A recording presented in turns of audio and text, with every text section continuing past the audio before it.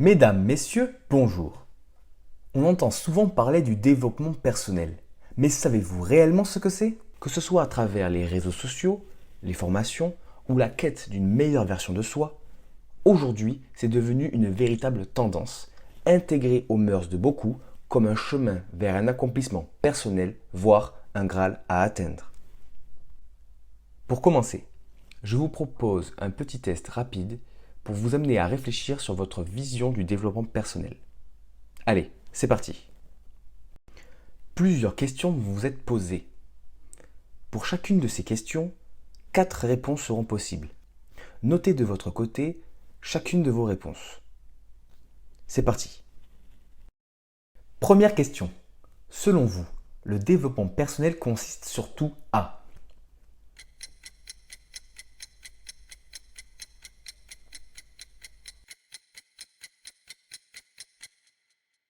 Deuxième question.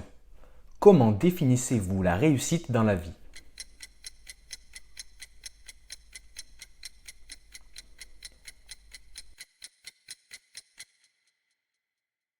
Troisième question.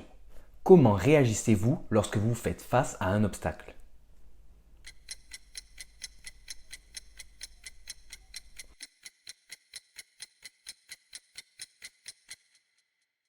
Dernière question. Pour vous, le développement personnel signifie surtout...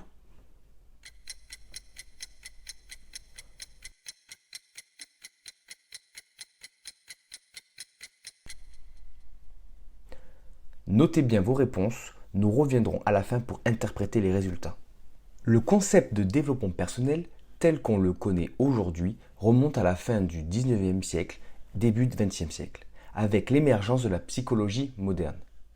Il s'est progressivement développé dans les années 1960 et 1970 à travers les mouvements de psychologie humaniste comme Abraham Maslow ou Carl Rogers, qui valorisaient la recherche de l'épanouissement individuel et l'accomplissement de soi. Le cas par exemple de la pyramide de Maslow pour Abraham Maslow, il est à noter que le développement personnel est également inspiré de traditions philosophiques anciennes. C'est le cas par exemple du stoïcisme, de l'épicurisme. Elle implique des réflexions sur le sens de la vie, la liberté individuelle et la quête de l'épanouissement personnel. Aujourd'hui, le développement personnel est donc soutenu par des outils tels que le coaching, mais aussi des outils plus anciens comme la méditation, la pleine conscience et la formation en compétences personnelles. Le développement personnel, c'est plusieurs axes. Tout d'abord, la connaissance de soi. Le développement personnel commence souvent par une introspection profonde. Il s'agit de comprendre ses forces, ses faiblesses, ses motivations et ses croyances limitantes. En améliorant la connaissance de soi, on devient mieux préparé à gérer les défis et à prendre des décisions alignées avec ses véritables valeurs. Le développement personnel, c'est également la gestion des émotions. Apprendre à reconnaître, comprendre et gérer ses émotions est une compétence centrale du développement personnel. Cela implique de ne pas être submergé par ses émotions, mais également de les utiliser comme un guide pour améliorer ses interactions et son bien-être. Une gestion émotionnelle saine contribue à une meilleure santé mentale et des relations interpersonnelles plus harmonieuses. Le développement personnel, c'est aussi l'amélioration continue. Il encourage une approche progressive de l'amélioration de soi, que ce soit à travers l'acquisition de nouvelles compétences ou la révision de comportements inefficaces. Il s'agit d'un processus évolutif.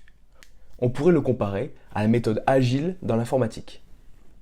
L'idée est de s'engager dans une croissance constante où chaque étape est une opportunité d'apprentissage.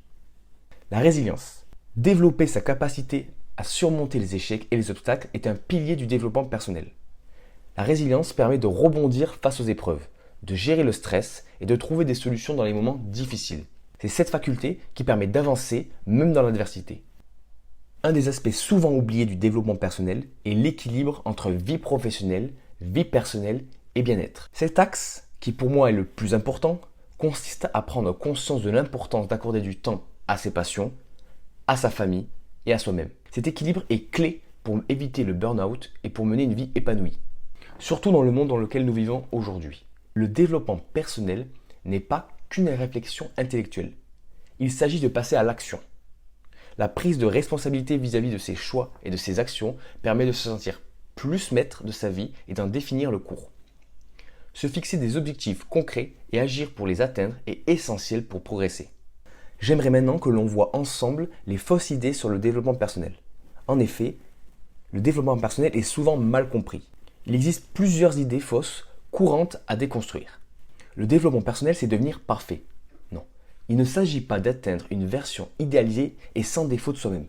Au contraire, c'est un chemin vers une meilleure connaissance de soi avec l'acceptation de ses imperfections et l'amélioration progressive. Le développement personnel est seulement pour réussir professionnellement. Non.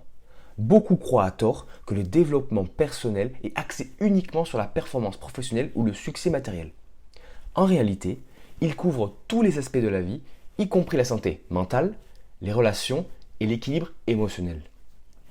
Le développement personnel, c'est du positivisme à tout prix. Si la pensée positive peut en faire partie, le développement personnel ne consiste pas à ignorer les aspects négatifs de la vie ou à éviter les difficultés. C'est au contraire une démarche qui permet de les affronter avec des outils plus adaptés et une meilleure résilience. Concernant la pensée positive, je peux vous conseiller le livre The Happiness Trap de Russ Harris qui permet de se construire une vie plus satisfaisante et plus significative en se libérant de ses émotions telles que la dépression, l'anxiété et l'insécurité grâce à une thérapie d'acceptation et d'engagement. Maintenant, le moment que vous attendiez tous, je vous propose de faire une revue ensemble des résultats du test. Si vous avez une majorité de A, vous êtes une personne axée sur la performance et les objectifs. Vous semblez associer fortement le développement personnel à la performance et à la réussite professionnelle. Pour vous, progresser signifie surtout atteindre des objectifs concrets, acquérir de nouvelles compétences et maximiser vos résultats. Cependant, le développement personnel ne se limite pas à la performance. Il inclut également des aspects tels que le bien-être et l'équilibre personnel. Essayez d'explorer davantage ces dimensions émotionnelles et psychologiques du développement personnel. La réussite n'est pas seulement une question de performance, c'est aussi de se sentir bien et d'évoluer harmonieusement. Vous avez une majorité de B. Vous êtes équilibré entre bien-être et succès. Vous semblez avoir une compréhension équilibrée du développement personnel. Pour vous, il s'agit de trouver un juste milieu entre succès matériel et épanouissement personnel. Vous cherchez à améliorer vos compétences tout en prenant soin de votre bien-être mental et physique. Continuez dans cette voie.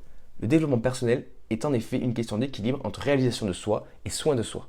N'oubliez pas d'adapter vos objectifs en fonction de vos besoins intérieurs. Vous avez une majorité de C. L'adaptatif est résilient. Vous montrez une grande capacité à vous adapter face aux défis et à changer de stratégie lorsque vous rencontrez des obstacles. Vous comprenez que le développement personnel inclut la résilience et la flexibilité dans la gestion de l'échec et des difficultés. Vous êtes prêt à apprendre de vos expériences pour évoluer.